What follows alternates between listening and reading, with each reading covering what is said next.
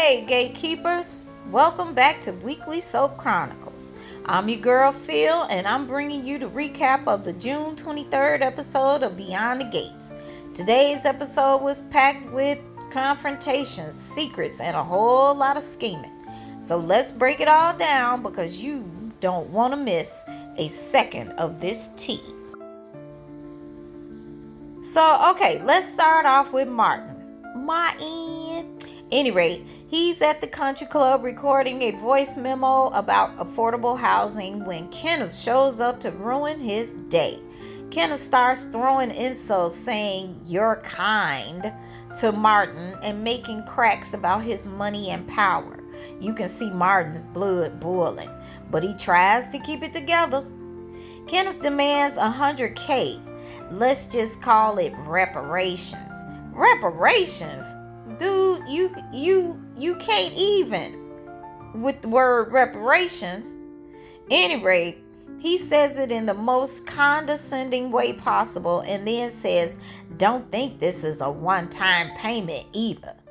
Then he had the nerve to make a creepy comment about Martin's adopted daughter, Samantha.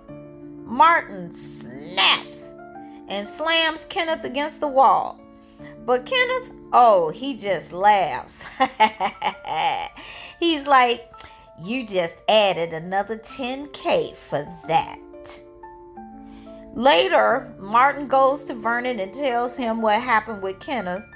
He wants to come clean to control the narrative, but Vernon cautions him, "Don't you dare." Martin's anxious as Vernon says there's too much at stake. We'll just wait and watch and see what happens next. Honestly, can Martin get a break? She's back. Now that's for those of you who think that Leslie is in every scene and in every episode. Look, you got a reprieve last week, so get over it. You have to admit, the scenes with Leslie are always fire. Over at Orphe Jean's, Kat and Jacob are plotting against Leslie as usual. Kat's fired up, calling Leslie that bitch. When, surprise, Leslie shows up and sits right at their table. Kat tries to get her to leave, but Leslie's not going anywhere. She's tired of being blamed for the crimes she, quote unquote, didn't commit, and starts throwing shade, calling Kat Kit Kat, and telling Jacob it's fun watching y'all get all worked up. Leslie even offers to join their investigation, which Kat then says the delusion on this one is real. But Leslie's got her own moves. She hints that she's got a powerful ally, someone who needs stroke medication. Of course, we all know that that's Bill, and that she will be serving papers soon. And with a smug air kiss, she walks off, leaving Kat fuming. Ugh. Jacob tries to calm Kat down, but then he drops some info. There's a 97.5% DNA match linking Leslie to the helmet. Kat's ready to celebrate, but Jacob reminds her it's not enough.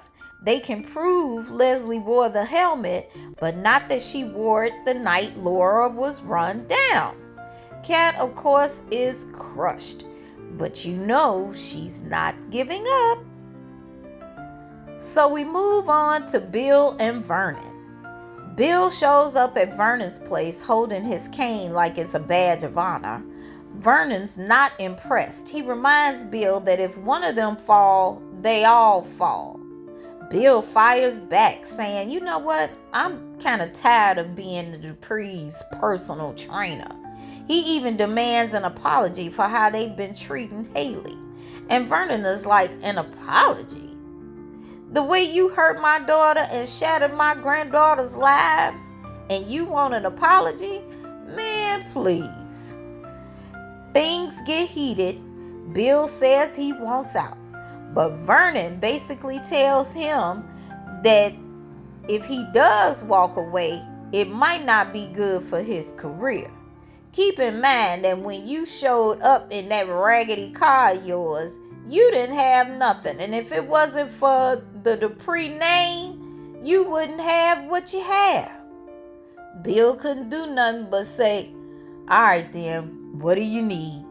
And Vernon say, you know what? I just need for you to wait for my call and be prepared to move fast. Meanwhile, over at Ted's office, Eva's feeling overwhelmed by her new role as office manager. Let Ted tell it, Kat did everything. Bookkeeping, marketing, managing staff. She even baked cookies for the employees' children's birthdays. Okay, I'm just kidding on that last one. But what didn't Kat do? Okay? So with that, Eva's like, you know what? I ain't even qualified for all of that. I think I'ma quit. Okay? But then she was ready to quit when Nicole finds her and gives her a much needed pep talk. Nicole tells Eva she's brilliant, organized, and more than capable of handling the job. Don't let your fear stop you from trying, she says. You deserve this. And inspired, Eva heads back to Ted's office with a new sense of confidence. Ted's thrilled, and honestly, so are we. Now you go, Eva. And finally, Dani's at home trying to focus on work, but her mind keeps drifting to Bill. She even imagines him there, telling her she's doing a great job. Girl, no. Pamela shows up just in time to snap her out of it. She tells Dani to stop obsessing over Bill and reminds her that Andre is the one keeping her bed warm at night. But Dani's conflicted. She flashes back to the good times with Bill, like when they were a team and he supported her during tough moments. Later, Dani goes through some modeling contracts, but she's clearly distracted. She even calls Bill, but when his voicemail picks up, she hangs up. Pamela's right. Dani's playing with fire. Now come on now, Dani. Like she say, you got Andre, oh cutie pie Andre. Bill is married to Haley. Let that go. And that's a wrap for today's episode of Beyond the Gates. So what do you think, gatekeepers? Is Martin in over his head? Will Dani finally let go of Bill? And what's Bill's next move? Let me know your thoughts in the comments. And don't forget to like, subscribe, and hit that notification bell so you never miss an episode. See you next time.